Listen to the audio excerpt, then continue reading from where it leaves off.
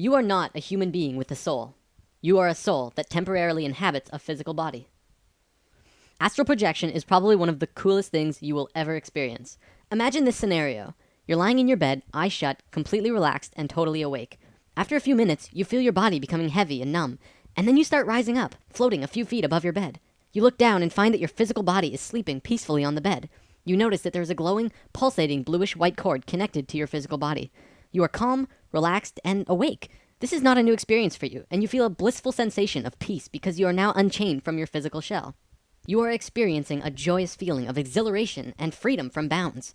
You look around the room and see that everything seems to sparkle. Everything seems to have life, more vibrant. You fly through the ceiling and into the sky and look down at your house, becoming smaller and smaller. And soon you can see the curvature of the earth. You think of a friend of yours who lives across the world in Sweden. By thinking about him, you consciously go to him and you zoom across the world, and soon you're coming down into a house. You see your friend eating cookies at his computer. He's wearing blue jeans and a white t-shirt. Soon, you realize it's time for you to go back, and you think about your sleeping body. You find yourself back over your house, slowly moving down into your bedroom, and then back into your sleeping body. You wake up and go to your computer. Your friend is on Skype, and you tell him what you just saw in your dream. Your friend gapes in amazement. "That's absolutely right," he says.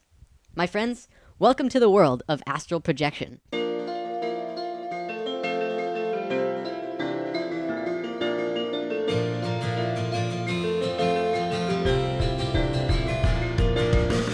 Astral projection is a phenomenon that is becoming rapidly more popular in the last 20 years, and even more so in the last 5.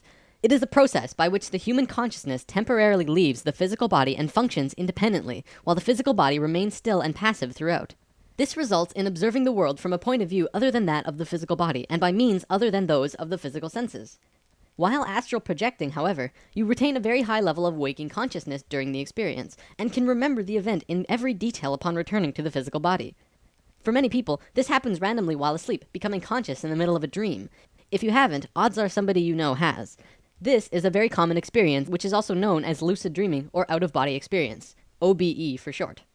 This may sound crazy, but it really isn't. It's just relatively outside of the average human consciousness. In fact, we all experience this out-of-body state every night when we sleep. Most of these projections are unconscious because we are not trained to remember them. We'll be talking more about that in a bit. Astral travel was also known about in ancient times. The Egyptians called this their light body, Ka. They left inscriptions and drawings on rock walls depicting the soul leaving the human body. The Tibetans called it a double body, which housed the soul. Many Greek philosophers like Plato, Herodotus, and Hermotimus all talked about this as well. It's even written about in the Bible, for example, in the Apocalypse of John, and as well as the epistles of Paul and Tarsus.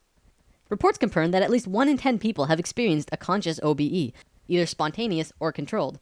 Spontaneous OBEs can occur at any time, while sleeping, during sickness, under medication, during an accident, or even while meditating.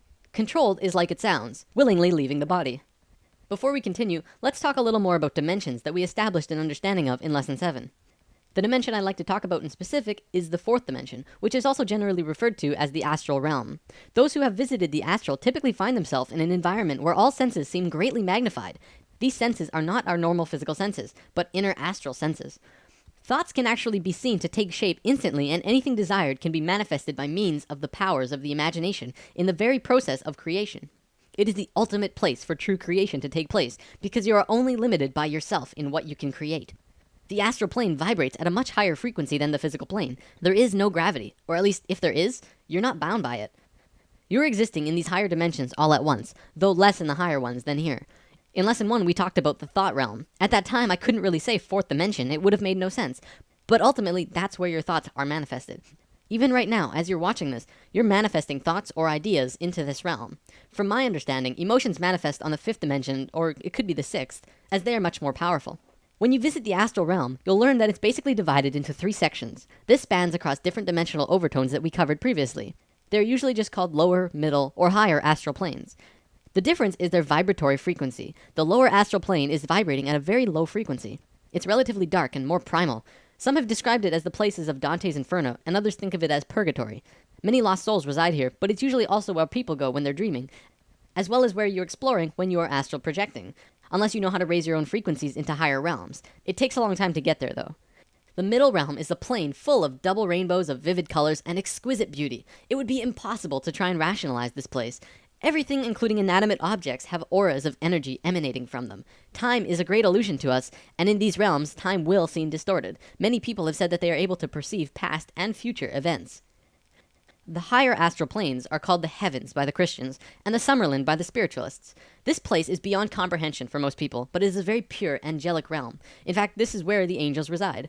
Oh yes, angels are real. Remember when I said you were existing on higher dimensions as well? Well, angels would be a part of your higher self. To this day, all over the world, people report of being visited by angels. This is where they're from. As the dimensional levels go higher and higher, less and less has been documented. For few people have actually been there to write about them, and even those who have a hard time putting such experiences into human words. So, let's talk about some benefits of astral travel. First-hand experience gives us the unique opportunity to experience and explore beyond the limits of our physical senses. It gives us the ability to obtain first-hand knowledge of our existence. Recalling past lives. We learn more about ourselves by understanding our past lives. Most people on Earth have been reincarnating over and over for the past 13,000 years since the to-be-discussed fall I mentioned in Lesson 7. As we project more and more, we begin to have healthy recollections of past lives. Identify reasons for existence. You may even recall the purpose that you came to this lifetime on Earth for. This information can help us get to know ourselves better, overcome traumas, self-cure certain illnesses, and expand our sense of fraternity and universalism. Remember, you don't have a purpose except the one you give yourself. Do you remember what that purpose was? Flight. Probably the best part about astral projection. I've only had 4 or 5 out-of-body experiences personally, but in all of them, I just ended up flying around. One time, I even flew through space. In the astral, even the sky isn't the limit. You can glide through the air like a balloon, or Superman around the world at breakneck speeds. I can't stress enough how fun this is. If you're gonna astral project, you'll probably just want to fly all the time. Meeting guides.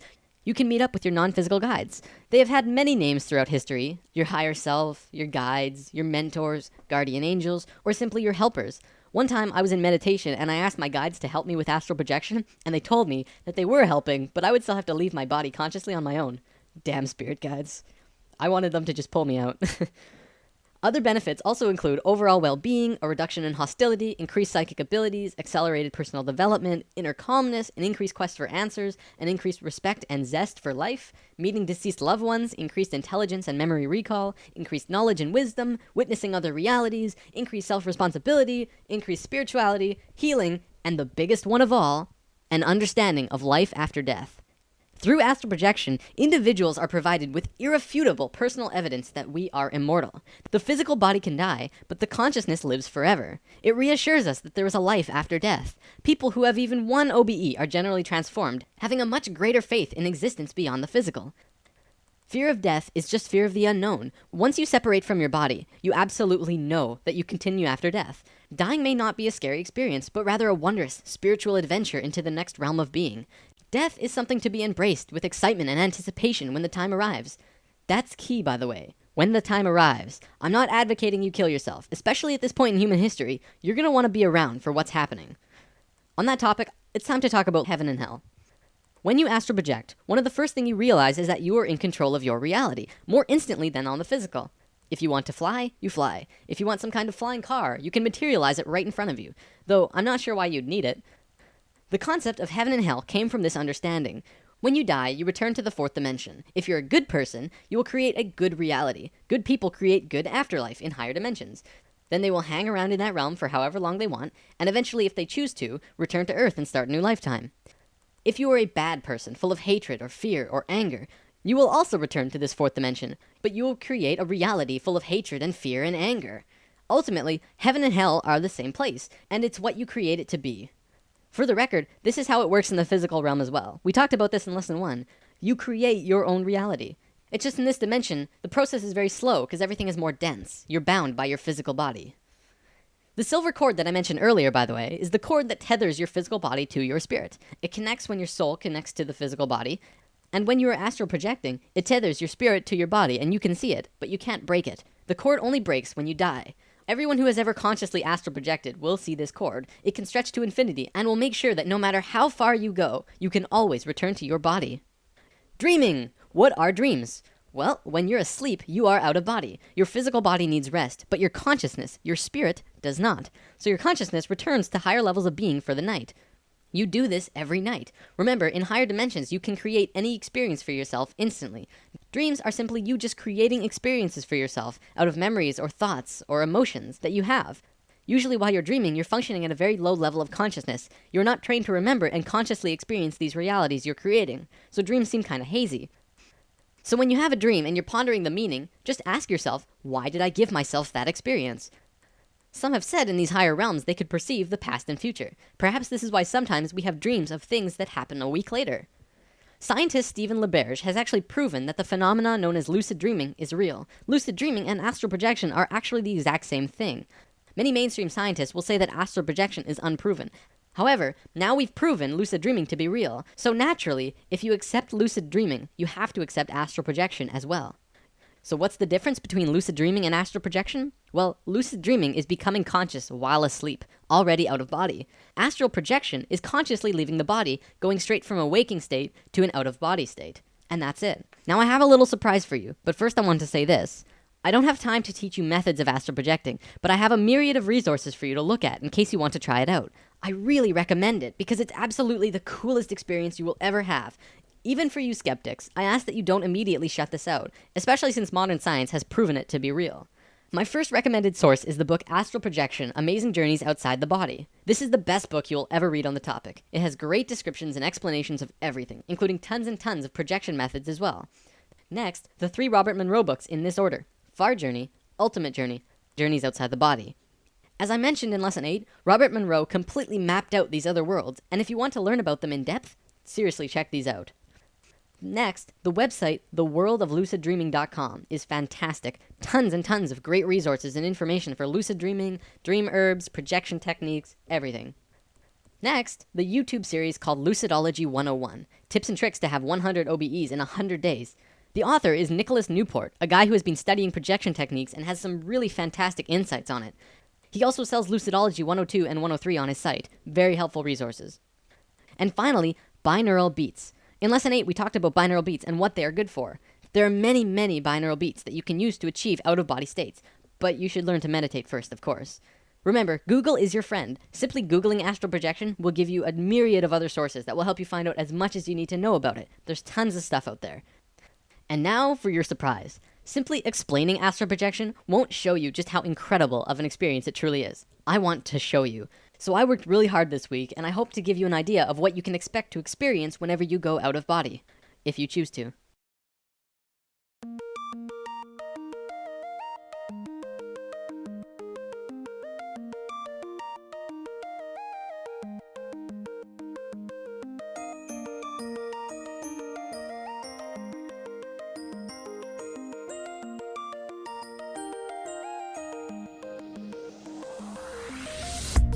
Not believe your eyes if 10 million fireflies lit up the world as I fell asleep.